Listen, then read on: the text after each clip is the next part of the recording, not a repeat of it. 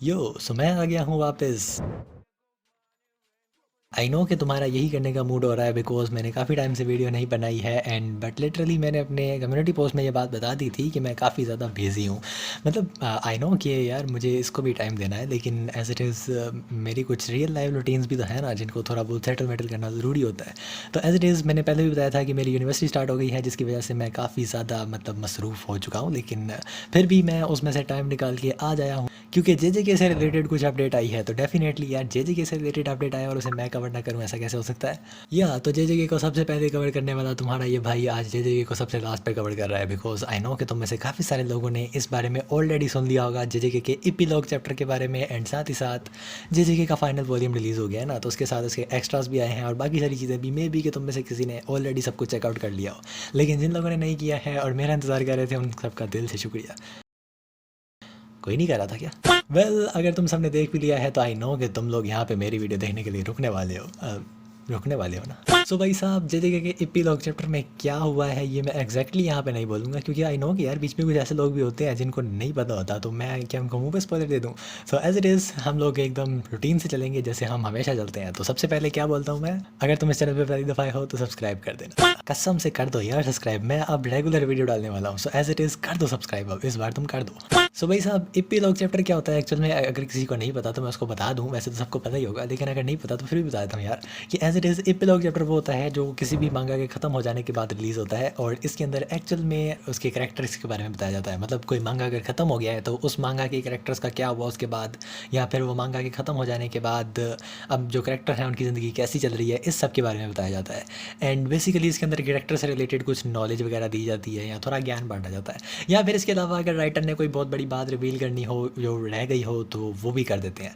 But हाँ Gojo fans तुम लोग बिल्कुल भी खुश मत हो कि शायद इसमें गोजो वापस आने वाला है। इस चैप्टर में गोजो को कोई कम बैक नहीं होने वाला। मतलब literally Gojo fans are on another level. जब ये इपिलॉग चैप्टर रिलीज़ हुआ था ना, इसकी लीक्स आना शुरू हुई थी, तो मैंने उस वक्त देखा कि कुछ लोग एक्स के ऊपर रोज़ा डाल रहे थे कि गोजो वापस आ रहा है। मतलब इपिलॉग चैप्टर में वापस लाओगे क्या तुम लोग उसे? गोजो फैंस किस लेवल पे है ये तो हम लोग ऑलरेडी बहुत सारी वीडियोस में डिस्कस कर चुके हैं। अगर तुम जानना चाहते हो तो तुम जाके किसी भी वीडियो को चेकआउट कर सकते हो मेरे चैनल पर। लिटरली मैंने यहाँ पे गोजो फैंस को इसके अंदर बढ़ बढ़ के एक्सप्लेन किया है, इवन कि मैं खुद एक गोजो फैन हूँ।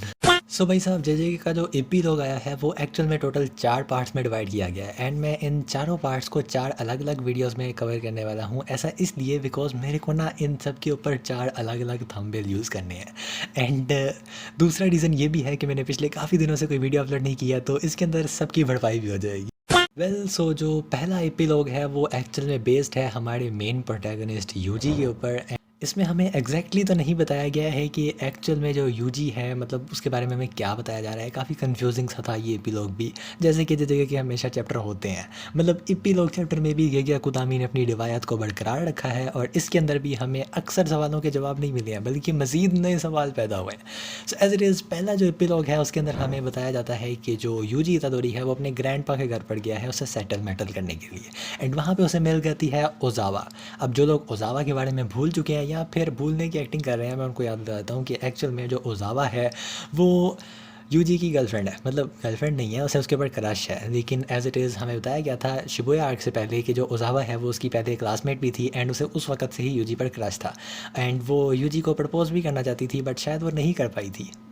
वैसे कुछ हद तक मुझे भी भूल गया है कि एक्चुअल में वहाँ पे क्या हुआ था, बट मेरे को इतना क्लियर है कि ये दोनों गर्लफ्रेंड बॉयफ्रेंड तो नहीं बने थे अभी तक। मतलब इन दोनों ने एक दूसरे को कन्फेस नहीं किया था, एंड इस चैप्टर में भी नहीं करने वाले हैं, फिक्र मत लो। बिकॉज यहाँ पे हमें इनकी थोड़ी सी डिस्कशन बताई जाती है जो कि बिल्कुल भी किसी काम की नहीं है। इस एपीलॉग के अंदर बेसिकली हमें जो चीज़ दिखाई गई है वो ये कि एक्चुअल में जो ओजावा और यूजी हैं वो दोनों मिलते हैं, एंड उसके बाद ओजावा से कुछ सवाल पूछती है, जहाँ पे सबसे पहला सवाल जो होता है वो सबसे ज़्यादा फ़नी है। बिकॉज ओजावा यहाँ पे यूजी से पूछती है कि टोक्यो के अंदर पिछले दिनों काफ़ी तबाही वगैरह हो रही थी, तो क्या तुम ठीक हो? बिकॉज तुम भी उस वक्त वहीं पर थे ना। भाई वो तबाही उस वक्त कौन कर रहा था, एंड किसने उस तबाही को रोका है वो सब हम जानते हैं, तो इसीलिए मैं ये सवाल सुनकर कुछ इस तरह से हो गया। इसका ये सवाल पूछना जायज़ था बिकॉज एक्चुअल में इसे थोड़ी पता है कि यार ये अपना यूजी जो है वो ही सारा काम यहाँ पे कर रहा था। एज इट इज़ जो यूजी है वो जवाब देता है हाँ मैं एकदम बिल्कुल ठीक हूँ, एंड इसके बाद इन दोनों के साथ बहुत डिस्कशन चलती है, जैसा कि मैंने बताया कि बिल्कुल भी इंपॉर्टेंट नहीं है। अगर तुम्हें पढ़नी है तो तुम पढ़ सकते हो। अदरवाइज़ इसको स्किप करते हुए यहाँ पे हमें ये पता चलता है कि जो यूजी है वो थोड़ा सीरियस टाइप बंदा बन चुका है। मतलब कि पहले ये हर वक़्त उछलता कूदता रहता था, मज़ाक करता रहता था, लेकिन अब ऐसा नहीं है। मतलब हमारे यूजी के मुँह पे जो हमेशा एक स्माइल रहती थी वो अब नहीं रही, यानी कि वो काफ़ी ज़्यादा सीरियस हो गया है। एंड डेफ़िनेटली यार उसका सीरियस होना बनता है। इस फाइट के अंदर उसका भाई मारा गया, उसका सेंसे मारा गया, एंड और किस-किस को नहीं खोया उसने, तो एज़ इट इज़ उसका सीरियस होना बनता है अब। लेकिन ऐसा भी नहीं है कि मतलब यूजी अब टोटली सीरियस टाइप बंदा हो गया होगा ककाशी की तरह, ऐसा भी नहीं है।